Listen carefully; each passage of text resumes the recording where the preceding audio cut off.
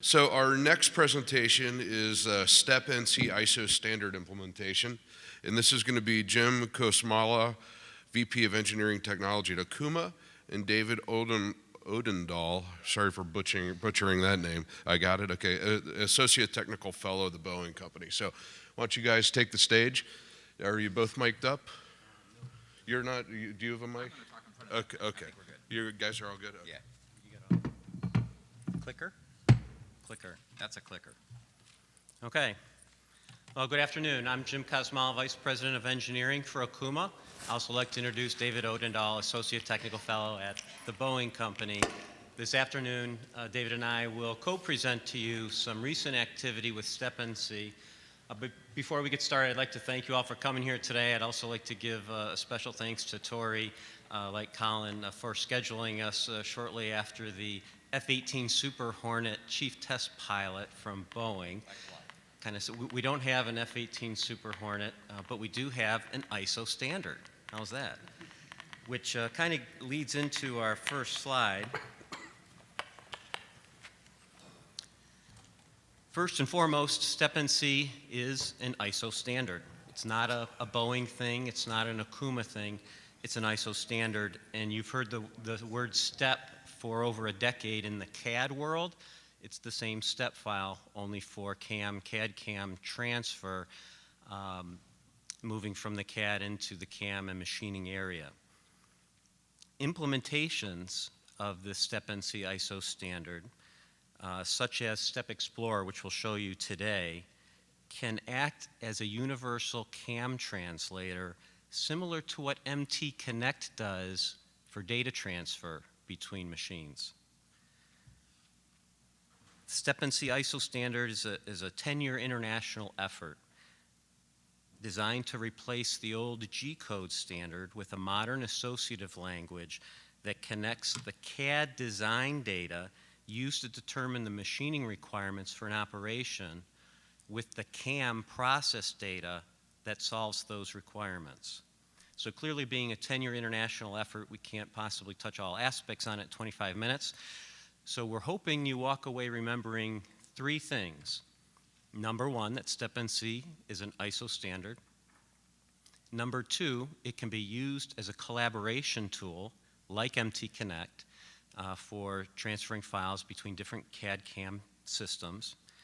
And number three, STEPNC files contain process information beyond the strictly machine axis motion that's in a traditional G-code NC program. And more process information than just how to cut the part, but also GD&T information, which opens up a whole new world of possible process improvements and developments and potentially future TRAM presentations for David and I.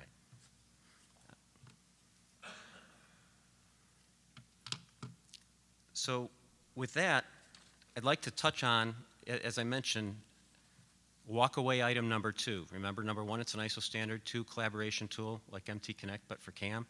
And three, more process information. We're going to demonstrate number two.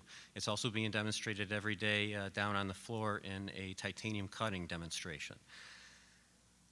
For a company that uses, say, CATIA, like, for example, Boeing, they can have a tough time getting contractors and suppliers to, quote, optimized cutting processes using the latest state-of-the-art tooling and cutting techniques when those contractors and suppliers are working in different CAM systems. So our demonstration shows how to use STEPNC to do just that. STEPNC can streamline the flow of information between companies using different CAM vendors. Previously, a supplier was forced to purchase the customer's CAM package or burn engineering hours recreating existing CAD drawings. In this example, STEPNC is used as a translator that creates a bridge between two dissimilar CAD-CAM systems. In this example, it's CATIA and Mastercam. The suppliers, in this example, ISCAR and Sandvik, now have the ability to apply cutter paths and optimize cutting conditions using their preferred CAM system. So we start in the upper left with the original unoptimized Boeing cutting process developed in CATIA. Boeing exports that unoptimized cutting process into a STEPNC file and provides that file to Sandvik and ISCAR. Now, these could be any companies providing tooling optimization services to an end user. They optimize the cutting process using the CAM package of their choice, and then save it back into a STEPNC format and return that file to Boeing to be loaded onto the machine tool. Now, in the center of this loop, you see a screenshot. It's an actual screenshot of the software on the machine tool with the merged processes. Let's take a closer look at that file, at that screenshot. So STEPNC can be used as an analysis tool. It has the ability to capture the optimized cutter paths for a feature from several different suppliers. Again, in this example, the tooling suppliers were asked to optimize existing part features from Boeing. Both Sandvik and ISCAR used their own CAM system to optimize the process and then imported that into a STEPNC file and returned that to Boeing to determine the best available process. Now, one way to sort of frame the discussion on STEPNC is to take a look at the evolution of the PC itself, this very PC that we're running this PowerPoint presentation on.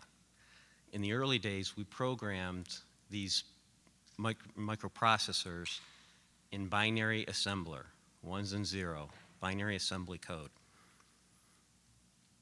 Most people think assembler is dead, but it's not at all. It's far from it. The Intel inside can't run without it. In fact, all of them, Intel, all the chip guys, AMD, Celeron, they all depend on assembly code. Yet Microsoft and Apple and Linux, they've made that assembly code invisible to us.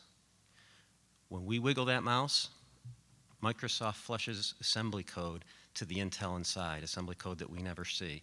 And look at what that has done to our productivity. We do real things on PCs now. We live on our PCs now, and that's because we're in a higher level environment that allows us to do so. The machine tools are similar to the chip manufacturers. Machine tools, we run on G-code. We need G-code, depend on it, can't run without it. And actually, G-code isn't that far away from assembler if you look at it. you use all digits from 0 through 9, a few decimal places, some G's and some M's, but it's base level machine language. It's likely that our children's children won't see G-code any more than you and I see assembler today. It'll still be alive, the machine tools will run on it, but will evolve into a higher level, more productive environment on the machine tool, like Windows has done for a PC. STEPNC takes a small step in that direction. Running directly on the machine tool controller, what you're looking at here, we see the optimized cutting paths provided by Sandvik and ISCAR, as well as the original unoptimized cutting path provided by Boeing that they started with. The software you're looking at is called STEPNC Explorer. It's provided by a company called Step Tools Incorporated out of Rensselaer Polytechnic Institute, my alma mater. You can see that software looks much like Windows Explorer with a tree structure showing all the available cutting paths.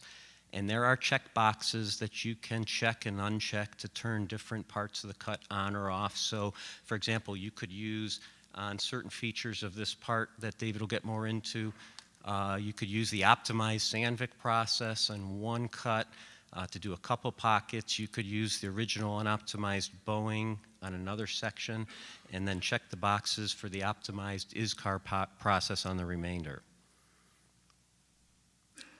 The point is, when you hit go, the machine starts cutting, and it flushed G-code out to that machine that you never saw. And this is the same environment that the machine tool operator is working in. He's in the same environment as the designer and programmer on the CAM side. So the machine tool operator can see all the machine processes available, and by checking and unchecking boxes, the operator can select the process from the list and send the required commands to the machine without ever leaving the Step Explorer environment.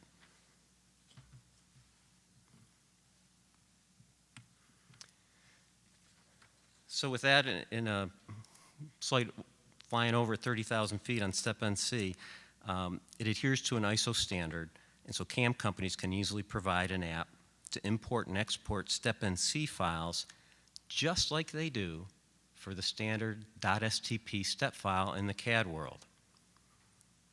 That will enable enhanced information sharing, opens the door for companies like Boeing to receive optimized data from outside sources on a larger scale.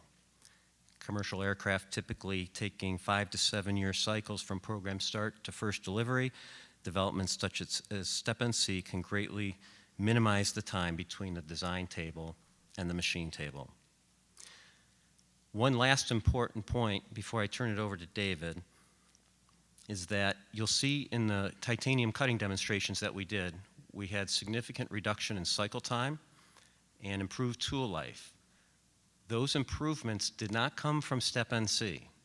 Those improvements came from Sandvik and ISCAR's optimization of their advanced tools.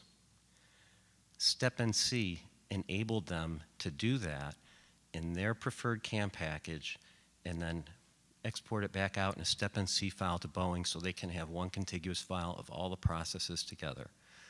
That's why we refer to STEPNC as a collaboration tool, like MT Connect is for data transfer. And so with that brief introduction to STEPNC, I'll hand it over to David Odendahl, Associate Technical Fellow at Boeing, to talk more specifically about Boeing's test cut developments. Thanks, Jim. Those who know me know I'm a social fella, so if you give me a little bit of feedback, that'd be really cool, and we might be able to save you some time because I know we're running late, okay?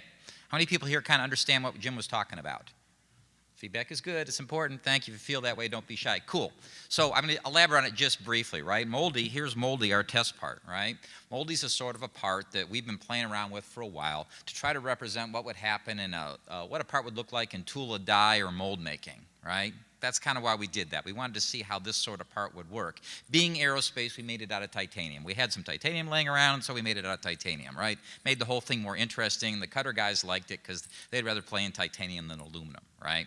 Interesting thing about this is that, again, as what Jim said, and everyone has acknowledged that they understood, okay, was that we created a base process in CATIA V5, right? We translated into STEPNC. Our friends at ISCAR and Sandvik imported that into Mastercam, monkeyed around with it, came up with their own processes and their cutter recommendations, translated the whole kit and caboodle back to us in STEPNC, right? So we had one file with all that information in it, and we machined the part. We also found out that our friends at ISCAR and at Sandvik did a better job machining the part than our Boeing guy did, which is okay. Fred's not here right now. He'll never know the difference. That was our NC programmer, okay? So what's another thing that's kind of that Jim touched on, I want to touch on a little bit more, is the fact that because the CNC that Okuma is using is very closely integrated with the control. It's a PC very, tightly tied into it that we're able to make the STEPNC Explorer. Someone needs to click. Could you be my clicker, Jim?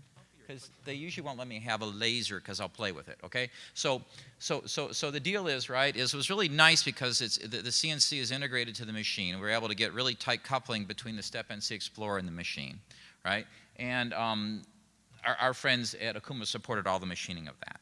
Okay, so everyone gets this? That was the experiment. If I get positive feedback, I'm going to move on and save time. Lunch is next.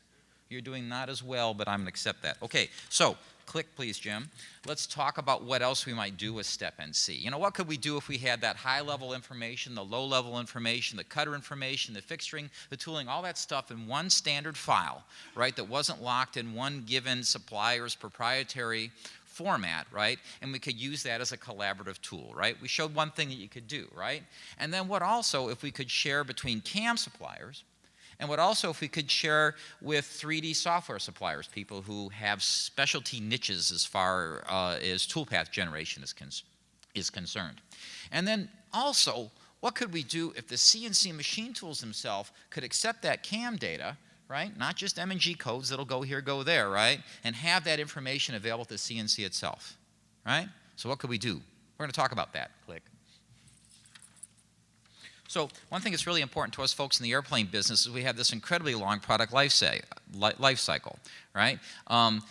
When I get on an airplane, I always look in the left-hand side of the door and look, and if you look there, there's the date code. You do that too?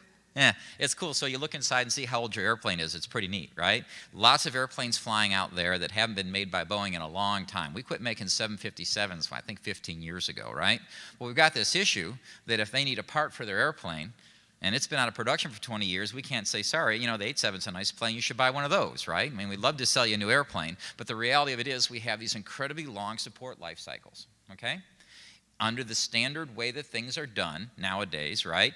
If you need that custom part, there's maybe some drawings you're going to dig up out of an archive. If you're lucky, there'll be a 3D CAD file, right?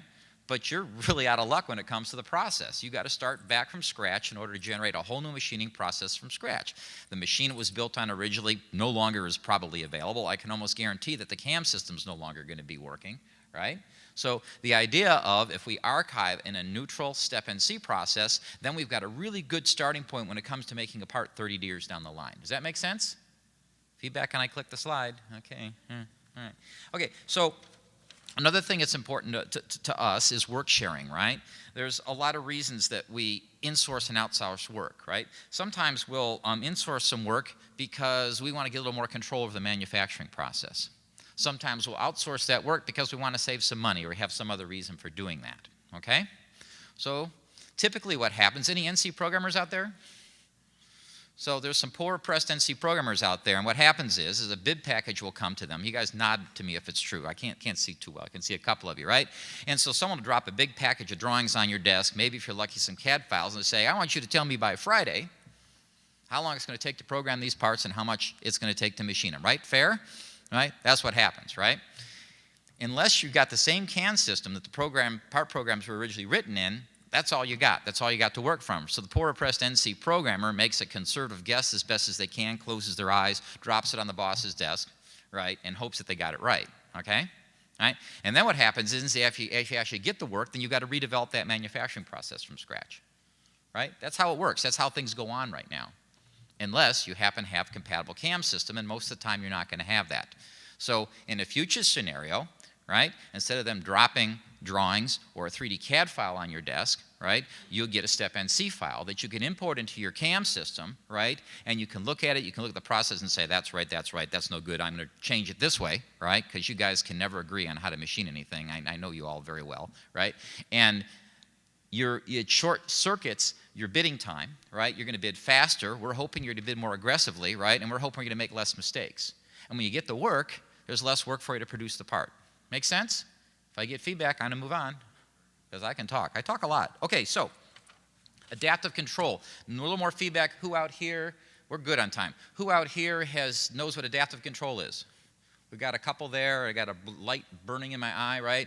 And the two that I can see, how many guys are actually using it right now?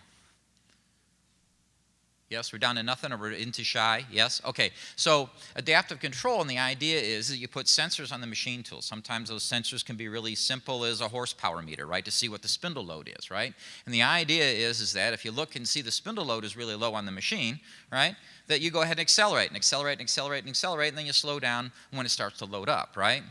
Typical issue with that is say, this is the wall of the part and this is my spindle. And, oh, I'm happy, no load, because I'm cutting here, and you know, it makes that noise that nobody likes and the floor shakes and everyone gets upset, right? Because when you're doing adaptive control with just sensors, you're operating blind. It's like you flip the cruise control on your car, okay? And you're just figuring everything's going to be okay. So what would happen if you actually had that 3D model, right? If you had in-process solids, if you had tolerance information available to you in a standard format at the CNC. My guess is that adaptive control guys would be doing a lot better job with adaptive control, and a lot more you'd be raising your hands and saying, I know about adaptive control, and we're using it, and we're happy with it. Make sense? You guys are doing really good. I appreciate that. Yeah. Thank you, Jim. So are you. Oh, yeah. And you even clicked without being noticed. That's wonderful. So we talked about long-term archiving, part inspection, right? Okay, on machine probing, on machine. Done any of that inspection? I have, right? So typically the feedback from probing on a part is that you'll get a go or a no-go situation. It'll stop a process, right? Or if you're really, really lucky, you'll get a list of numbers, XYZ, plus minus tolerance, right? What would happen if you had that 3D model available at the CNC, right? No one would be giving you a list of numbers, right? They'd be giving you something graphically where maybe numbers would be tied to a point, or you'd be doing some color coding stuff on the actual part. Graphical feedback's great.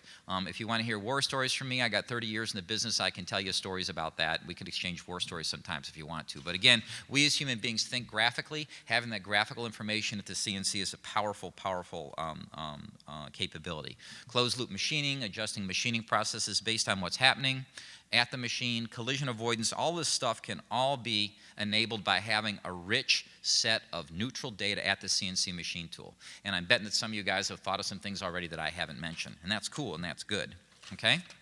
Down to 2 slides, we're getting really close here, okay? So, oh, you took that as a clue to, thanks, Jim. So, now that you guys are all really excited and probably skeptical too, right, about STEPNC, right? Let's touch on the present state of it, okay?